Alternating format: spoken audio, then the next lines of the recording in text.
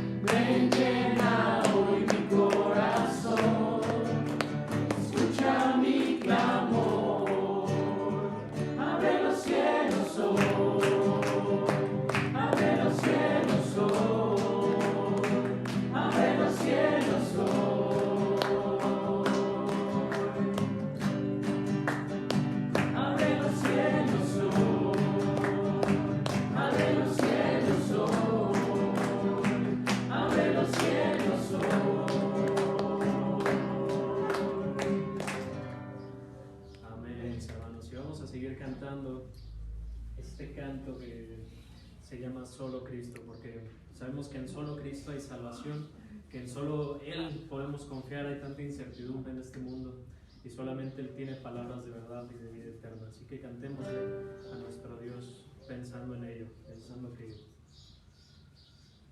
pues sí, que solo podemos confiar en Él. Cantémosle.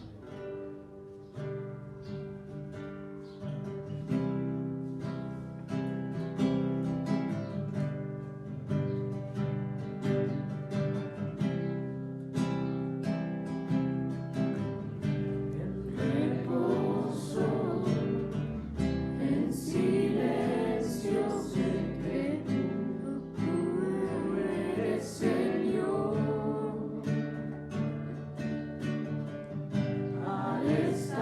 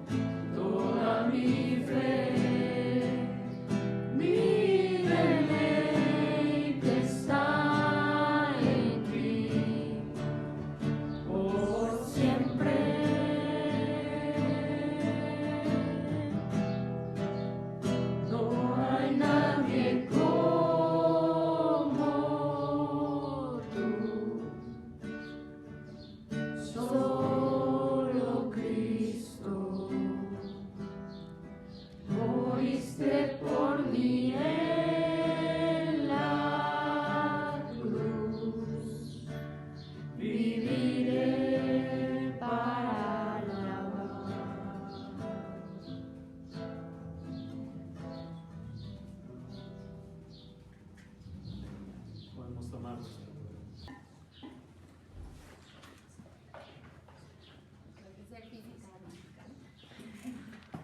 Vamos a tomar con la mano derecha si es posible y vamos a hacer nuestra oración.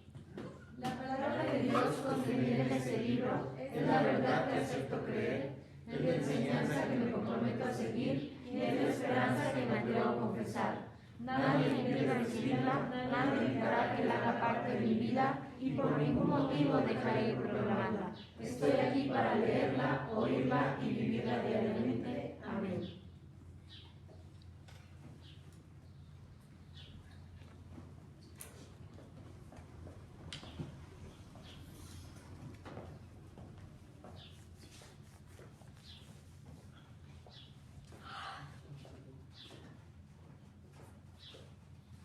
Hermanos, pues qué gusto estar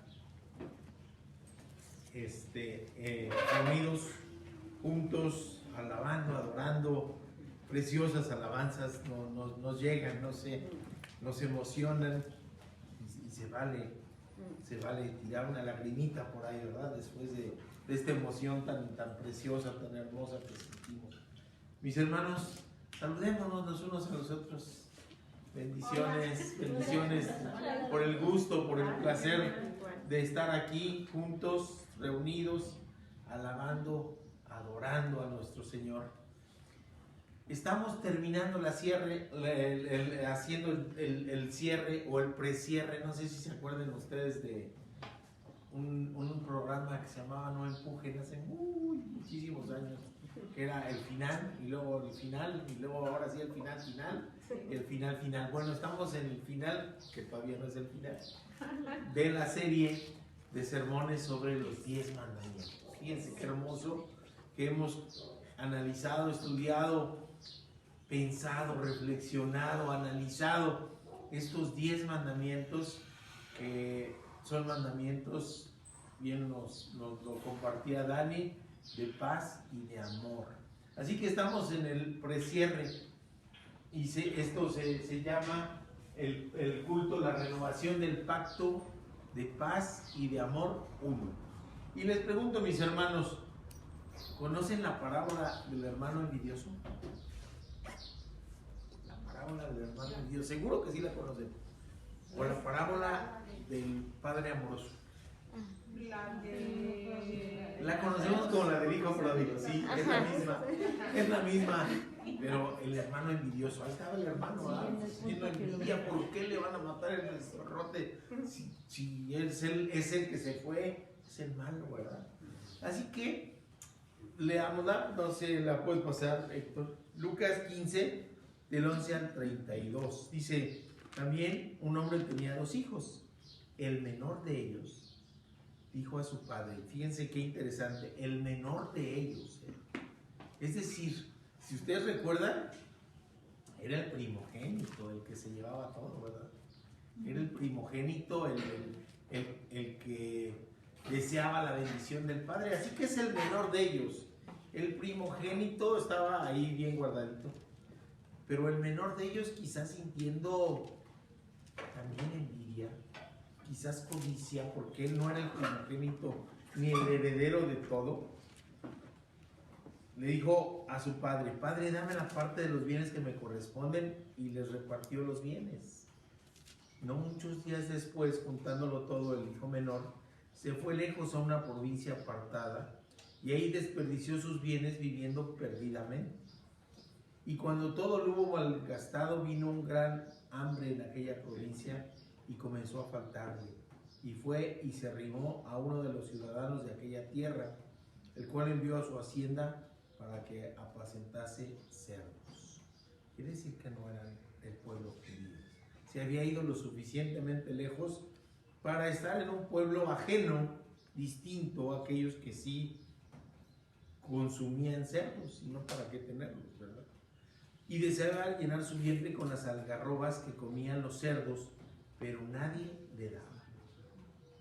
Y volviendo en sí, interesante frase, volviendo en sí, es como si hubiera estado fuera de sí, como si no hubiera estado con él, como si su mente y su corazón se hubieran dispersado, pero en un momento regresa y vuelve. Así dice: ¿cuántos jornaleros en casa de mi padre tienen abundancia de pan y yo aquí perezco de hambre? Me levantaré e iré a mi padre y le diré: Padre, he pecado contra el cielo y contra ti, y no soy digno de ser llamado tu hijo. Hazme como a uno de tus jornaleros. Y levantóse, vino a su padre, y cuando aún estaba lejos lo vio su padre, y fue movido a misericordia, corrió y se echó sobre su cuello y le besó. Y el hijo le dijo: Padre, he pecado contra el cielo y contra ti, y ya no soy digno de ser llamado tu hijo. Pero el padre dijo a sus siervos: sacad el mejor vestido y vestidle, y ponerle un anillo en su mano y calzado en sus pies, y traer el becerro gordo y matarlo, y comamos y hagamos fiestas, porque mi hijo muerto era y ha revivido, se ha perdido y es hallado. Y comenzaron a regocijarse. Y su hijo mayor estaba en el campo, y cuando vino, llegó cerca de la casa, oyó la música y las danzas, y llamando a uno de los criados le preguntó qué era aquello, y él le dijo: tu hermano ha venido, y tu padre ha hecho matar el becerro gordo por haberle recibido bueno y sano. Entonces se enojó y no quería entrar. Salió por tanto su padre y le rogaba que entrase. Mas él respondiendo dijo al padre: he aquí tantos años te he servido, no habiéndote desobedecido jamás, y nunca me has dado ni un cabrito para gozarme con mis amigos. Pero cuando vino tu hijo, que ha consumido tus bienes con rameras, has hecho matar para él el becerro gordo. Y entonces él dijo: hijo, tú siempre estás conmigo, y todas mis cosas son tuyas, mas era necesario hacer fiesta y regocijarnos, porque tu hermano era muerto y ha revivido, y se había perdido y es hallado. Padre bendito, gracias, Señor, por tu palabra hermosa. Te pedimos que nos hables, Señor, que nos uses también para el extendimiento de tu reino, que no salgamos igual como entramos en este recinto hoy, Padre, que nos exhortes, que nos hables, que nos guíes, y que pongas en nuestro corazón la semilla del anhelo de estar contigo de manera permanente. Te lo rogamos en el nombre de Cristo Jesús. Amén. Así que hay muchas cosas que analizar. Tu micrófono se apagó. Perdón, se apagó el micrófono. Así que hay muchas cosas que analizar. Fíjense qué interesante. El hijo era el menor, se fue bien lejos. De repente, cuando volvió en sí, ¿qué es lo que hizo? Desandó el camino. Fíjense qué interesante. ¿Qué es el arrepentimiento? Dice: hacer un giro de 180 grados. Voy hacia el camino de perdición, voy hacia el camino del pecado, y de repente hizo un alto y dijo: no, esto me va a llevar a la perdición. Así que dio vuelta y desandó el camino que lo estaba alejando del Padre.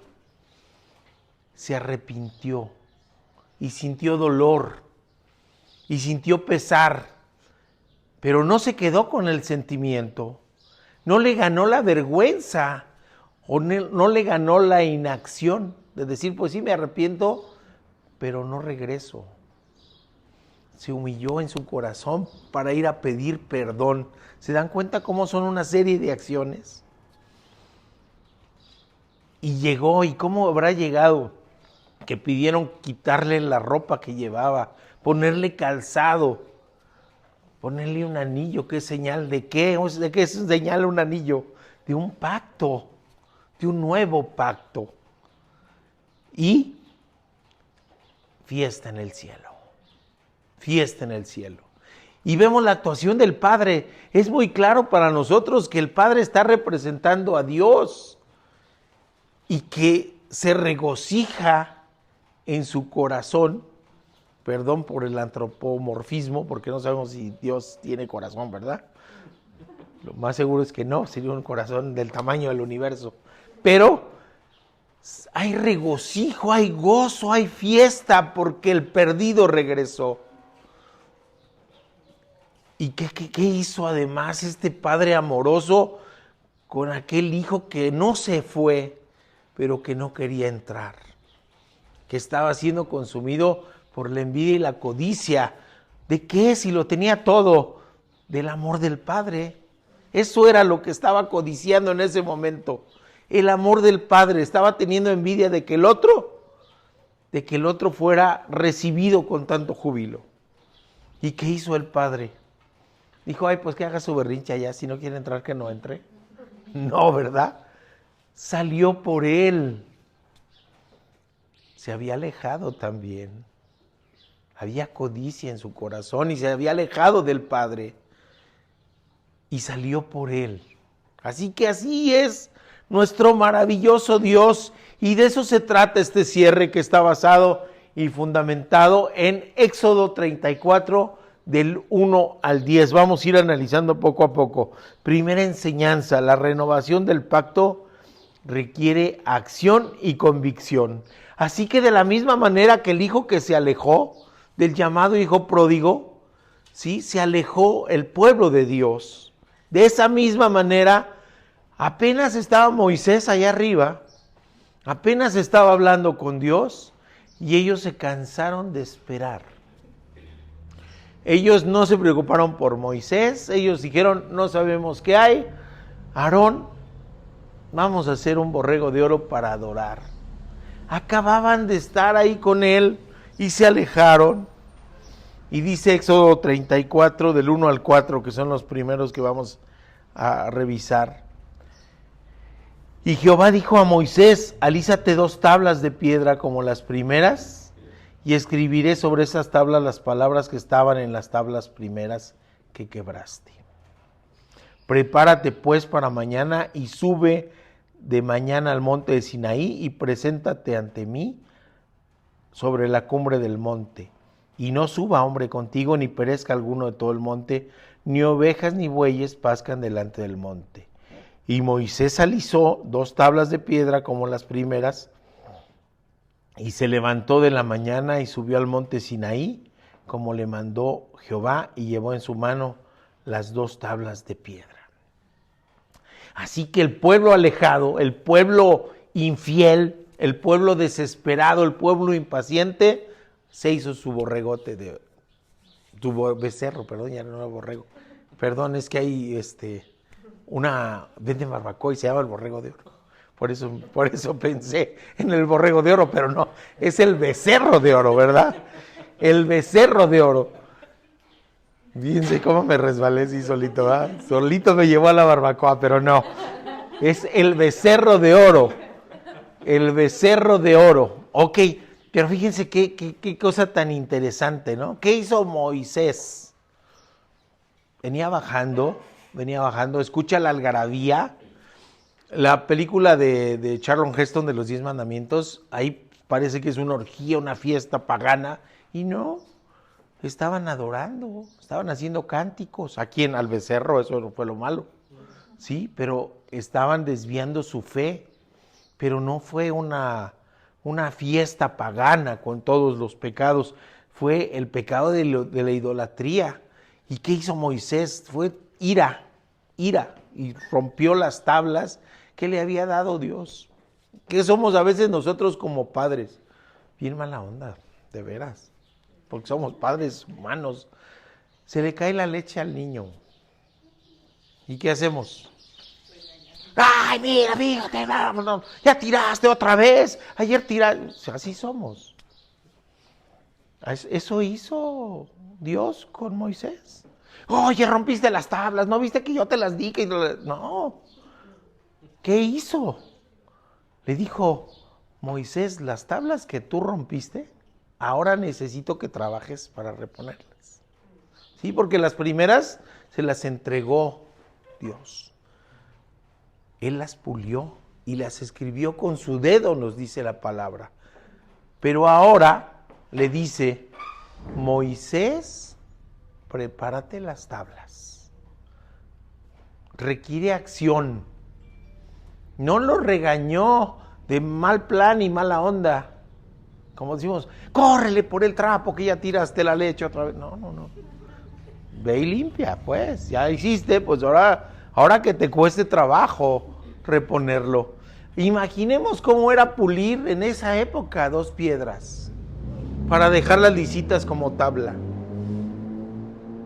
¿Había acero? Sí, ya había acero, ya se trabajaba el hierro sobre piedra. Pero había que buscar la piedra, adecuarla al tamaño, cortarla, cincelarla. Es decir, Dios le estaba exigiendo que trabajara, que alisara las tablas. ¿Cómo lo hizo en una noche? ¿Quién sabe, verdad? Solamente Dios lo sabe. ¿Fue Moisés por su propia mano o fue Moisés y un grupo de personas? ¿O Dios les puso unas piedras más facilitas ahí cerquita? Pero requerían trabajo, decisión. Y está lleno de verbos esta parte, ¿eh? Porque son exigencias, ¿sí? Fue un arranque de ira solamente lo que sucedió con Moisés. Tratemos de recordar entonces, Moisés va bajando, escuche todo eso, y ese becerro de oro representaba, según los judíos, al Dios que los había liberado, fíjense. O sea, desviado el asunto. ¿Sí? ¿Y qué es lo que sucede? ¿Qué es lo que nos dice esa acción de esas personas? Nos podemos ver perfectamente reflejadas en el pueblo, porque podemos decir, ay, pues no tuvieron paciencia, qué bárbaro, pues si ya estaba ahí se ve la nube y están los truenos, pues ¿por qué? Pero es que así somos como seres humanos, somos inconformes, somos desobedientes y somos mal agradecidos. Los acababa de liberar. Recién habían cruzado el Mar Rojo, lo había separado las aguas del mar, y el mar al regresar a su lugar habitual había arrasado al ejército de Egipto. Habían hecho temblar a los montes, habían actuado también sobre las aguas del Jordán. ¿Y qué sucede? Y lo podemos leer en el Éxodo, ¿verdad? Ahí están inconformes, rebeldes y siempre desobedientes. ¿Por qué nos sacaste, Moisés? Nos hubieras dejado morir allá para que nos moramos de hambre en el desierto. ¿Y cómo vemos a Dios? Les da el maná. Ay, ahora puro pan. No, pues puro pan. No, yo quiero carne. Y les da las codornices. ¿Sí se dan cuenta? Y así somos como humanidad. Y les da las codornices. Y después llegan a otro lugar y dicen, ay, no hay agua. Aquí por agua, ¿qué vamos a hacer? Y les da 12 fuentes de agua en Elim. Y les da 70 palmeras. ¿Sí? Y llegan a otro lugar y, ay, aquí tampoco hay agua. Y de la peña de Oreb la convierte en un manantial, en un ojo de agua. Y fíjense cómo Dios está proveyendo, Dios está actuando, Dios está supliendo necesidades, Dios está respondiendo a oraciones. Y siguen inconformes, y siguen rebeldes, y siguen desobedientes. Cualquier parecido con la realidad es pura coincidencia, ¿verdad? Pura coincidencia, dicen. Y entonces desobedecen lo que Dios había mandado. Les dijo no idolatría y ahí van con su becerro. Les dicen no recojan más maná de lo que van a consumir y recogen más. Es decir, no desconfiados además. Recogen de más. No vaya a ser, ¿verdad? Que este Dios que nos esté proviendo nos vaya a fallar. Fíjense nada más la mentalidad. Por eso nos parecemos tanto, ¿verdad? Desconfianza de la provisión de Dios. ¿Y saben qué es lo que nos sucede como humanidad? Pásame la que sigue, Héctor. Tenemos esto. Una anorexia espiritual. ¿Cuál es el problema de la anorexia? Esa es la manifestación externa. ¿Sabe cuál es el problema de la anorexia? La distorsión de la percepción que se tiene de sí mismo. Están flaquitas, pero se perciben gordas y actúan en consecuencia. Así que si tenemos anorexia espiritual, nos percibimos diferente de lo que es nuestra realidad. Nos percibimos perfectos, buena onda, obedientes. Por eso es que a veces escuchamos a gente que dice, pues si yo soy bueno, Pues si yo soy bueno, yo no necesito de Dios, ¿verdad? Yo no he matado a nadie. Yo soy bueno. Tiene anorexia espiritual. Está distorsionada su percepción y está actuando en consecuencia, porque no está actuando conforme a su realidad. La realidad es que somos inconformes, desobedientes, rebeldes, ¿sí? Infieles, y todo eso lo que hace es separarnos de Dios. Esa distorsión de la realidad nuestra nos llama a reclamar, a renegar. ¿Y qué creen? Está la provisión de Dios, la bendición de Dios diaria, cotidiana, y no la vemos. Y renegamos una y otra y otra y otra vez. Entonces también somos necios. ¿Sí se dan cuenta todas las características que tenemos como humanidad? Inconformes, desobedientes, malagradecidos, murmuradores, desconfiados, infieles, necios. Híjole, está bien feo el asunto, ¿verdad? Y el Señor, fiel. El Señor, proviendo. El Señor, incolumne, ahí con ellos. Así que buscando el rostro del pueblo, después de que rompen las tablas, todavía le dice a Moisés, hazte otras, porque yo quiero que el pacto se renueve. Y se dan cuenta que es por voluntad de Dios, que es Dios el que quiere renovar el pacto, que es Dios el que quiere que esos mandamientos de paz y de amor estén vigentes para nosotros por nuestro propio bien, y no por lo que somos, sino a pesar de lo que somos. Y entonces dice uno, ¡ah, qué bendición! Tenemos un Dios maravilloso, ¿no? Así que es Dios así. Y previamente a todo esto que ocurrió, le dijo, por ejemplo, en Éxodo 19, el 5 y 6b, ahora pues, si dieras oído a mi voz, fíjense, está prometiendo, y en esas reiteradas llamados a la fidelidad al pueblo, le dice, si dieres oído a mi voz y quedaréis mi pacto, vosotros seréis mi especial tesoro. ¿Se imaginan a Dios diciendo, van a ser mi especial tesoro? ¡Qué bendición tan grande! Sobre todos los pueblos, porque mía es la tierra, y vosotros me seréis un reino de sacerdotes y gente santa. ¡Qué hermosa promesa! Pero nos pone, es una promesa condicional. Si oyeres mi voz y guardaras mi pacto, ¿sí? Es decir, nos está condicionando. ¿Y qué responde el pueblo? Todo esto es antes del becerro de oro. Y ahora ya estoy con lo del borrego, perdón, lo del becerro. Ok. ¿Qué es lo que responde el pueblo? En Éxodo 19:8. Pásame la que sigue. Todo el pueblo respondió a una y dijeron, haremos todo lo que el Señor ha dicho. ¿Y qué pasa despuesito? Paz, volvemos a fallar. Paz. Esas promesas se reiteraron en el pacto con Dios. Así que Moisés probablemente cuando iba bajando y vio todo eso, pues ya esto lo dijeron previo a eso, haremos todo lo que Dios nos dijo. Y tiempito después, ahí están con su becerro de oro. Así que Moisés muy probablemente sí sintió ira.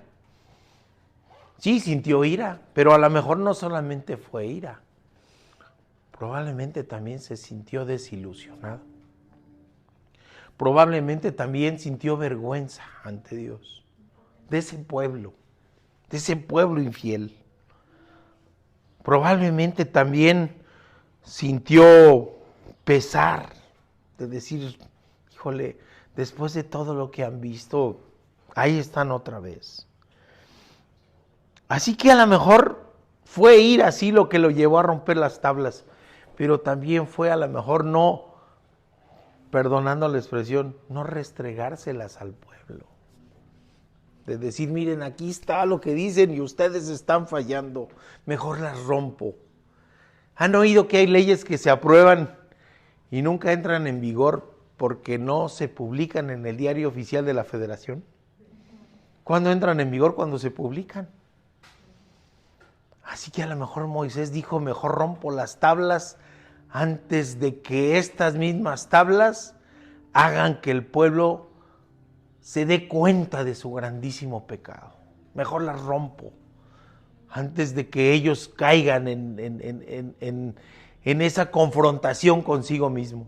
Así que a lo mejor sí fue ira, por supuesto que sí debió haber sentido ira, pero a lo mejor no fue solo ira, sino todo lo demás. A lo mejor fue una cuestión protectora.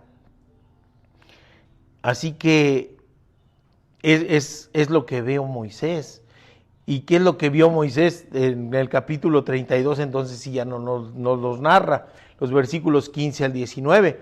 Dice, y volvió Moisés, descendió del monte trayendo en su mano las 2 tablas del testimonio. Yo no me imagino de qué tamaño eran, pero imagínense 2 tablas dos piedras lisas, ¿sí?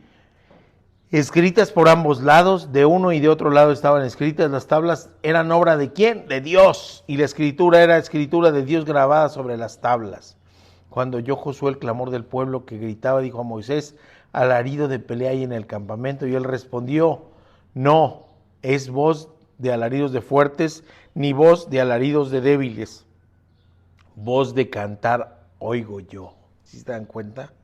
Voz de cantar oigo yo. Y aconteció que cuando llegó al campamento y vio el becerro y las danzas, ardió la ira de Moisés y arrojó las tablas de las manos y las quebró al pie del monte.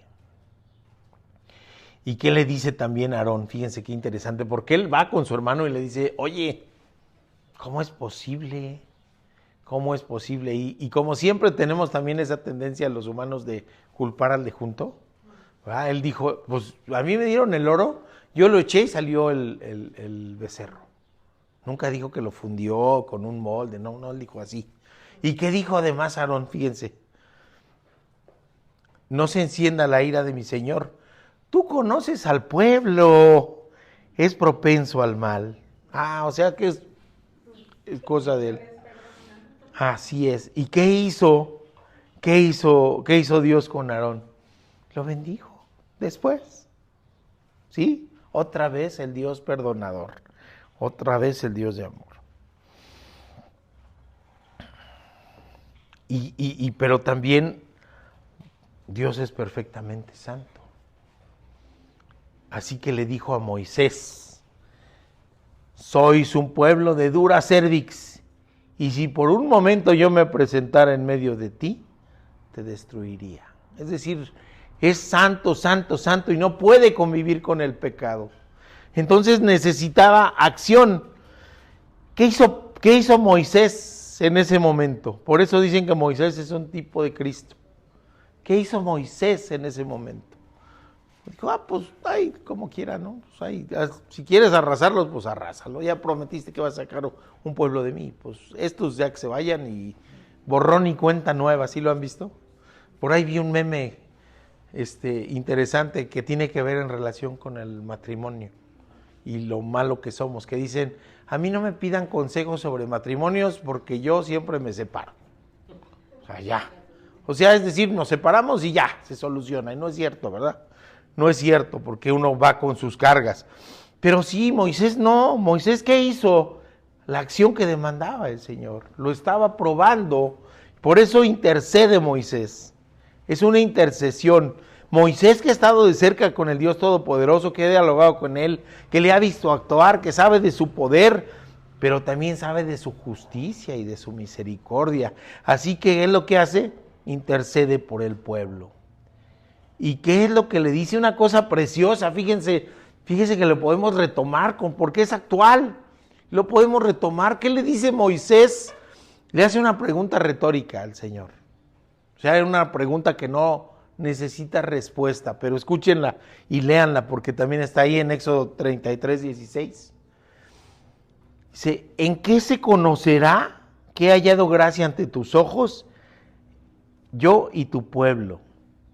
¿No es acaso que tú vayas con nosotros para que nosotros, yo y tu pueblo, nos distingamos de todos los demás pueblos que están sobre la faz de la tierra? Fíjense qué hermoso. ¿Qué lo distingue entonces al pueblo? La presencia de Dios. ¿Qué nos distingue a nosotros ahora del resto del mundo perdido? La presencia de Dios en nuestra vida nos da identidad. Por eso le dice Moisés, no te alejes, danos esa identidad. Así que nosotros lo podemos decir también en la actualidad, no te alejes, Señor, dame identidad para ser parte de tu pueblo. Pero está exigiendo acción, si se dan cuenta, y está exigiendo arrepentimiento también el Señor. Así que está padrísimo, ¿no? Por lo tanto, la renovación del pacto requiere hacer para transformar el ser. La instrucción de Jehová está llena de verbos. ¿Qué le dice? Alízate las 2 tablas. ¿Sí? Es acción. Prepárate para subir al monte. ¿Qué haríamos hoy si nos dijera Dios, prepárate para subir al monte? ¿Cómo me tengo que preparar? ¿Qué tengo que hacer para prepararme a estar a la presencia de Dios? Aceptar a Cristo en mi corazón y actuar en consecuencia, respetando el pacto, respetando sus mandamientos, respetando su voluntad sobre mi vida, confiando, orando. ¿Sí se dan cuenta? Seguramente de eso se trataba la preparación para subir al monte. Y preséntate ante mí y evita que suba otro contigo, no ovejas ni bueyes pascan delante del monte. Y eran instrucciones que nos dice, aquel que no esté santificado no puede acercarse a Dios.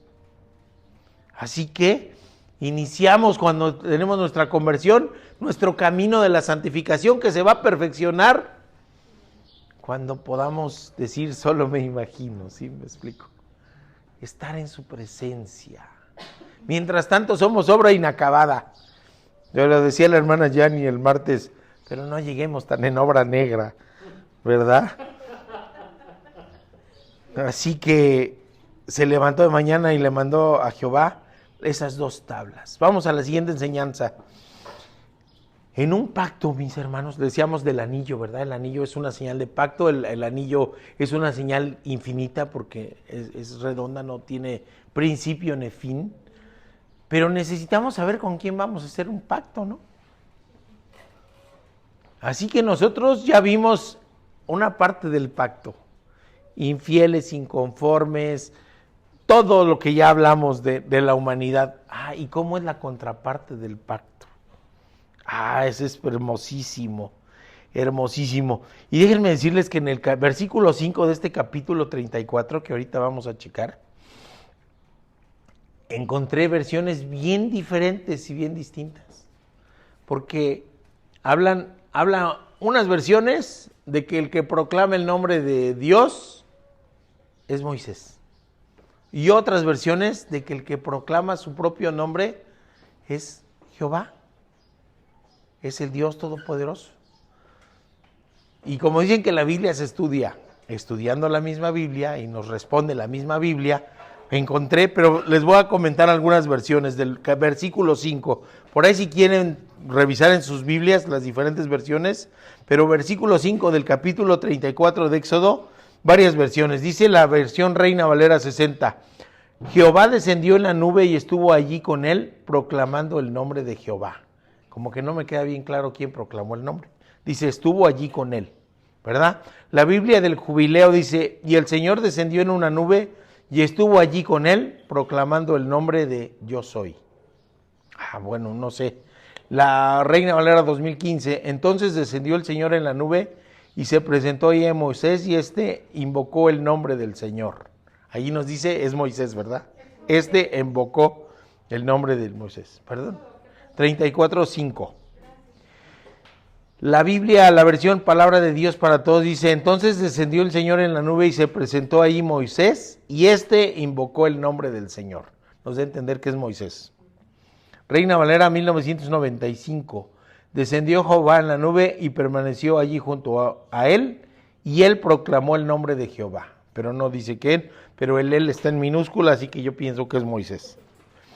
La Biblia Serafín de Ausejo, de 1975. Yahvé descendió en la nube y estuvo allí con él, y Moisés invocó el nombre de Yahvé. Ahí sí dice Moisés. La Septuaginta, Y descendió Señor en nube y púsose junto a él allí y exclamó con el nombre del Señor. Y la Biblia del Oso del 1569 nos dice, y Jehová descendió en una nube y estuvo allí con él y llamó por el nombre de Jehová. Así que no nos queda claro. Otras versiones, hasta aquí decimos quién proclamaba, Moisés o el mismo Señor. Otras versiones que ya nos dan una cosa diferente. Dios habla hoy, dice, entonces el Señor bajó en su nube y ahí con Moisés y pronunció su propio nombre. Si se dan cuenta, es diferente totalmente. Es Dios hablando de sí mismo. ¡Qué hermoso! La Reina Valera contemporánea dice, y el Señor descendió en la nube y estuvo ahí con él proclamando su nombre. Y la Nueva Biblia Viva dice, el Señor descendió en forma de columna de nube y estuvo ahí con él y pasó delante de él y anunció el significado de su nombre. Entonces vemos que hay varias cosas, pero ¿quién podría hablar más de sí mismo, de su característica? Porque recordemos que el nombre tiene que ver con las cualidades, con la personalidad, con el carácter. Así que no dudo que Moisés haya invocado el nombre de Jehová, por supuesto, ha de haber invocado el nombre de Dios, pero quien habló de sí mismo, de cómo es Jehová mismo. ¿Y dónde encuentro esto? En Éxodo 33, 19, ahí encontré la respuesta, porque estaba yo aquí. Dije, ¿cómo lo interpreto? Pues buscando en la Biblia, busqué. Entonces, en Éxodo 33, 19 nos dice, y él respondió, está hablando de Dios, yo haré pasar toda mi bondad delante de ti y proclamaré el nombre del Señor delante de ti y tendré misericordia del que tendré misericordia y compasión de quien tendré compasión. Así que él está hablando de proclamar su propio nombre, es decir, de hablar de su personalidad, de sus características, de cómo es Dios. Esto lo saqué de la versión de la Biblia de las Américas. Y entonces ya podemos entender que es Dios mismo hablándole a Moisés, y leemos en Éxodo 34 del 5 al 7, y Jehová descendió en la nube y estuvo allí con él proclamando el nombre de Jehová, y pasando por delante de él proclamó, Jehová, Jehová, fuerte, misericordioso y piadoso, tardo para la ira y grande en misericordia y verdad, que guarda misericordia a millares, perdona la iniquidad, la rebelión del pecado y de ningún modo tendrá por inocente al malvado, que visita la iniquidad de los padres sobre los hijos de los hijos, hasta la tercera y cuarta generación. Así que nos queda bien claro, él está diciendo, este soy yo soy el que soy, le dice a Moisés, y le está diciendo, y yo soy, es así. Así que analicemos las características. Jehová es fiel a su nombre, es fiel a sí mismo, es fiel a su naturaleza. Por eso en su palabra nos comenta la importancia de cuidar el buen nombre. Proverbios 21:1 nos dice, más vale el buen nombre que las muchas riquezas y el favor que la plata y el oro. Así que Jehová es fiel a su nombre. No hay nada más grande que Dios, ¿sí? Así que es fiel a su propio nombre. Jehová, segunda característica, Jehová es quien da la revelación. Jehová escribió las primeras tablas. Jehová le pide que lleve las segundas alisadas, pero es su propia mano la que da. ¿Qué conocemos como humanidad de Dios? Lo que Dios nos ha querido revelar a través de la revelación general, que es las maravillas. Vemos una cascada, vemos el arco iris, vemos el amanecer, y los cristianos pensamos, qué hermosa la maravilla de Dios. Y después nos da una revelación más específica, que es su misma palabra, y le conocemos a través de su palabra. Y después nos da la revelación máxima, que es Cristo Jesús. Y así entonces conocemos de Dios lo que Él quiere que conozcamos, lo que Él nos permite conocer, que seguramente es una parte infinitesimal de su grandeza y de su gloria. Tercera característica, Jehová es fuerte. Ha mostrado su poder reiteradamente al pueblo y a pesar de eso, nosotros sí, como pueblo, somos infieles. Luego, Jehová es misericordioso y piadoso. Le dan una personalidad específica al Creador porque su misericordia y su piedad son del mismo tamaño que su amor. Es decir, infinito. Infinito. Y nacen de su amor. Y además su amor es constante y es inmutable. Porque los padres humanos luego decimos, ya no te quiero, ¿verdad? Cuando un hijo se porta mal. Y ni eso, ¿verdad? Porque a veces, aunque se porte muy mal, hay dolor, pero hay amor también. Así que ese amor preconfigura la lealtad y la fidelidad de Dios en este pacto. Jehová es compasivo. La raíz de esta palabra está relacionado con ¿qué creen? Con la matriz de la mamá. Así que la compasión de Jehová, de Dios, es similar al amor y ternura que puede sentir una mujer ante el inminente nacimiento de su hijo. Así nos dice la misma palabra. Jehová es clemente, es decir, mira con bondad y con misericordia, como se mira a un necesitado por parte de un soberano. Jehová es justo, no tolera el pecado, por eso dice que no va a haber lo de la inequidad. Nadie quedará entonces sin ser juzgado, pero su juicio, hasta su juicio está basado en el amor. Y su juicio es redentor, liberador y nos redime en Cristo Jesús. Fíjense qué hermoso. Jehová es paciente. Por eso nos dice que es lento para la ira. Y la raíz nos dice largo de nariz. Como si su rostro tardara en mostrarse. ¿Sí? Yo me acuerdo que había antes, decían, para que te baje la ira, cuenta del 1 al 10, ¿no?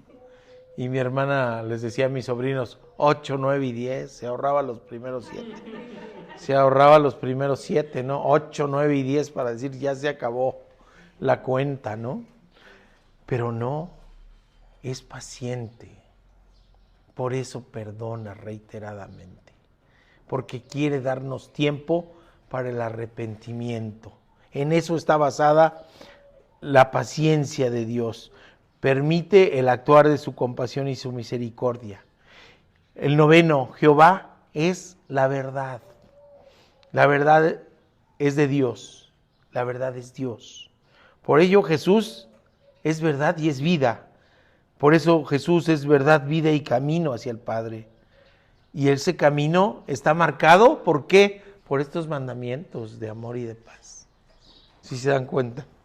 Jehová perdona, nos mira con rebeldía, precioso que nos dice que nuestras transgresiones las pone al oriente y tan lejano como es del occidente. Podría fácilmente consumirnos en juicio, así ya, en pensarlo. Pero su amor divino llama al arrepentimiento al rebelde y al pecador, y su perdón pasa de manera indispensable por la acción redentora de Cristo. No podemos separar como cristianos el pensar en un juicio de lo que Cristo hizo ya en la cruz del Calvario.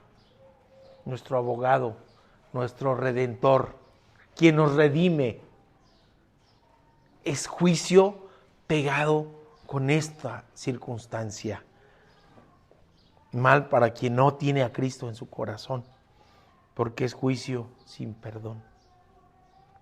Jehová castiga la inequidad, castiga si no hay arrepentimiento, si no hay conversión a Cristo, y nada tiene que ver con eso que han escuchado. Este pasaje ha sido mal usado con eso de las maldiciones generacionales, ¿sí lo han visto?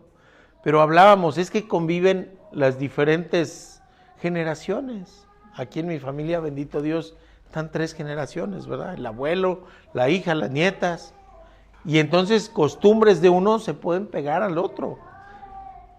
Visiones, fe, creencias de uno se puede pegar al otro. A eso se refiere, no a que haya maldiciones generacionales, porque se van a encontrar en el mundo actual gente que dice, te limpio de las maldiciones generacionales. A ti te va mal porque tu tatarabuelo le hizo mal a no sé quién. ¿Sí lo han escuchado? Pues ahí andan, y ahí andan promocionándose, hasta en la tele, vestidos de Apache. Entonces, no, sí, de verdad, ¿eh? O en la radio, sí. Y entonces dice, te vamos a limpiar de las maldiciones generacionales y no sé qué cosa. Pero no se refiere a eso, se refiere a que pongamos ante los ojos de los hijos y de los nietos la palabra de Dios, el vivir conforme a la voluntad de Dios, o quien lo decida, vivir de una manera en que los aleje de Dios. Esa es su maldición. No porque Dios maldiga, sino porque no hay peor cosa que alejarse de Dios. Y eso nos lo explica otra vez la palabra en Ezequiel 18:20. Dice, el alma que peque, eso morirá. El hijo no cargará con la inequidad del padre, ni el padre cargará con la inequidad del hijo. La justicia del justo será sobre él, y la maldad del impío será sobre él. Entonces no hay maldición generacional. No, la misma palabra de Dios nos lo dice, ¿no? Y luego, ¿qué otra cosa? Jehová es un Dios cercano. Descendió en forma de nube, dice, y estuvo allí con él. Y nos está hablando del Antiguo Testamento. Pero parafraseemos. Descendió en forma de un pequeño niño y se encarnó y estuvo allí con nosotros y está con nosotros hasta el fin de los días. Así que no es un Dios lejano, es un Dios que está aquí, es un Dios presente, es un Dios actuante, es un Dios proveedor, es un Dios justo, es un Dios que redime. Ya podemos ver las características de este Dios. Y entonces nos maravillamos, porque ¿cómo es posible que este Dios tan maravilloso quiera hacer un pacto con nosotros? Con nosotros que somos así como nos hemos descrito. ¿Cómo es posible? Porque el amor de Dios es infinito, es grande, es grandioso, y todo lo que Él quiere es para bien de nosotros, es por bondad. Y eso lo podemos encontrar en esta tercera enseñanza, ya más cortita, que dice, la renovación del pacto tiene bellas consecuencias, y está basada en Éxodo 34, del 8 al 10. Dice, entonces Moisés, apresurándose, bajó la cabeza hacia el suelo y adoró.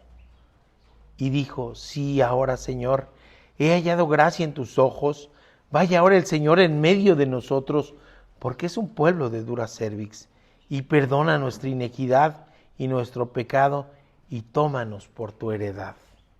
Y él contestó, Dios contestando este ruego, esta oración de Moisés. Fíjense también qué tan actual, ¿eh? Podemos decir, sí, seguimos siendo de dura cerviz, Señor, pero perdona nuestra inequidad, perdona nuestro pecado y tómanos por tu heredad. Es decir, tómanos para ti. Somos tu herencia por la acción redentora de Cristo Jesús. Y Dios le contesta, he aquí, yo hago pacto delante de todo tu pueblo y haré maravillas que no han sido hechas en toda la tierra ni en nación alguna, y verá todo el pueblo en medio de cuál estás tú, la obra de Jehová, porque será cosa tremenda la que yo haré contigo. Qué hermoso, fíjense. Moisés intercede, pero no intercede diciendo, ya vamos a ser buenos, ya vamos a ser bonitos, ya vamos a ser obedientes. Te necesitamos con nosotros, te necesitamos que estés permanentemente con nosotros. Y la respuesta de él, ¿qué más le puede mostrar a este pueblo? Ya lo alimentó, ya le dio agua, ya lo liberó, ya lo redimió, le está dando tierra, les da victoria en inferioridad numérica y en poder militar sobre otros pueblos, derrumba muros con solo gritar. ¿Qué más puede ser cosa tremenda para que se cumpla esa promesa del Dios fiel y del Dios que cumple las promesas? ¿Qué otra cosa podríamos tener? ¿Qué será esa cosa tremenda que le está pidiendo, que le está diciendo Dios que va a hacer? ¿Saben qué es lo más grande y qué es lo más maravilloso? Cuando alguien se convierte. Cuando alguien entrega su corazón. Cuando alguien entrega su vida a Dios, empieza a hacer cosas maravillosas. Porque en el mundo dicen, árbol que nace torcido, jamás su rama endereza. ¿Verdad? Así dicen. El que nace para maceta de pasillo no pasa. ¿Sí? ¿Qué otra cosa hay de limitantes que nos pone el mundo, ¿no? De limitantes que nos pone el mundo. Pero Dios no nos ve con los ojos del mundo. Nos ve con los ojos maravillosos e inmensos de su amor, de su compasión, de su misericordia, de su perdón. Y entonces dice, voy a actuar ya no en las cosas externas, sino en el corazón de la gente. Y allí es donde podemos encontrar a gente arrepentida, gente que fue alcohólica, gente que fue drogadicta, ¿sí? Gente que fue asesina, convertidos al Señor. Así que lo más grande que nos puede hacer es transformar el corazón. Es lo más grande, lo más maravilloso. Y podemos voltear y ver qué fuimos o qué hemos sido y en qué nos puede transformar. Así que las maravillas de Dios son esas cosas más grandes, tremendas, maravillosas, que nos vino a mostrar, morir en la cruz, por nosotros, por usted, por mí, por nosotros. Y lo habría hecho si así fuera la persona que se está perdiendo, porque es el Padre amoroso, porque es el Padre que entrega todo. Así que esa transformación de vida, la transformación de corazones, el volver a nacer, que a Nicodemo se le parecía imposible, ¿cómo un hombre va a regresar al seno de su madre? Pero se refería al nacimiento espiritual, y solo Dios lo puede hacer, y solo Dios tiene el poder para poderlo hacer. Así que, bueno, si hay arrepentimiento verdadero y entrega, si hay necesidad en el corazón, si nuestro corazón está dolido, si hay algo que nos angustie, si hay algo que nos esté dañando, si hay algo que nos esté molestando, si hay algo que nos tiene con dolor en nuestro corazón, pongámoslo en las manos de Cristo, porque hará cosas tremendas y maravillosas con nosotros. ¿Sí se dan cuenta que es un pacto hermoso? La conclusión y el desafío, mis hermanos, se necesita un corazón nuevo. Una mujer le dijo una vez al doctor Modi, ore por favor por mi esposo inconverso. Hace muchas cosas malas, pero tiene buen corazón. ¿Y qué responde Modi, el gran evangelista? En eso está usted equivocada, señora. Hace cosas malas porque tiene mal en el corazón. Del corazón proceden los malos pensamientos y las malas actitudes y acciones. Así que necesita un nuevo corazón. Y esa es la cosa más grande y tremenda. Porque retomemos, a pesar de lo que somos, inconformes, desobedientes, infieles, y todas las demás características de las que hablamos, tenemos un Dios maravilloso, un Padre amoroso que nos está esperando para salir a recibirnos, para salir a entregarnos todo su amor, toda su compasión, toda su misericordia y toda su piedad. Y cuando vemos esto, no nos queda más que abrumarnos y tomar la actitud correcta que nos las muestra Moisés. Y entonces agachó su rostro y adoró. Postrarnos a Él. Ese es el gran desafío que hoy tenemos, la postración y responder a esa gracia y ese amor mediante una toma de postura que puede ser física o no, pero por lo menos espiritualmente sí, rendirnos al amor de Dios y pensar que todo esto es por amor. Y pensar, porque lo hemos escuchado seguramente que dicen que el Dios del Antiguo Testamento era un Dios vengativo, era un Dios malo, y aquí nos está diciendo su palabra, es un Dios de amor y compasivo. Es el mismo que se encarnó, Es el mismo que murió y entregó su sangre para la salvación de nuestros pecados. Es un solo Dios y es inmutable. Es inmutable. Así es desde el principio de los tiempos. Así que el desafío de hoy, mis hermanos, es a no estar indiferentes ante esto. Llevémonos esto como tarea. Analicemos qué requiere nuestro corazón el día de hoy. Requiere paz, requiere consuelo, requiere apapacho, ¿sí? Requiere dolor. ¿Hay algo que nos esté doliendo? Pues recurramos al maravilloso Dios que va a hacer cosas tremendas con nosotros. Padre bendito, gracias te damos, Señor, por tu palabra. Te pedimos, Padre bendito, que tu palabra caiga en terreno fértil, Señor. Que tu palabra caiga en terreno de paz y de misericordia, sembrado por ti, Padre. Y que fructifique, Padre.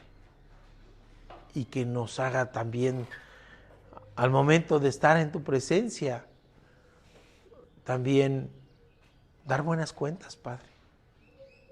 De 1 a 20, de 1 a 100 nos dice tu palabra. Así que úsanos, Padre, a pesar de lo que somos, úsanos para el extendimiento de tu reino y bendícenos a los que estamos aquí, los que nos siguen por internet, los que no pudieron estar.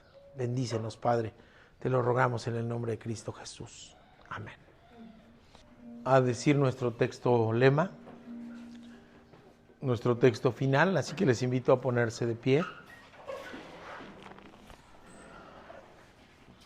y poder repetir el texto de este año, que es un texto que nos habla precisamente de esa demanda de fidelidad, de confianza en Dios, de exclusividad en el amor para nuestro Señor y de que podamos nosotros poner toda nuestra vida en sus manos. Así que repitamos lo que Josué repitió y dijo: nosotros nunca abandonaremos a nuestro Dios, jamás seguiremos a otros dioses. Josué 24. Pues nos despedimos, estamos por terminar nuestro culto.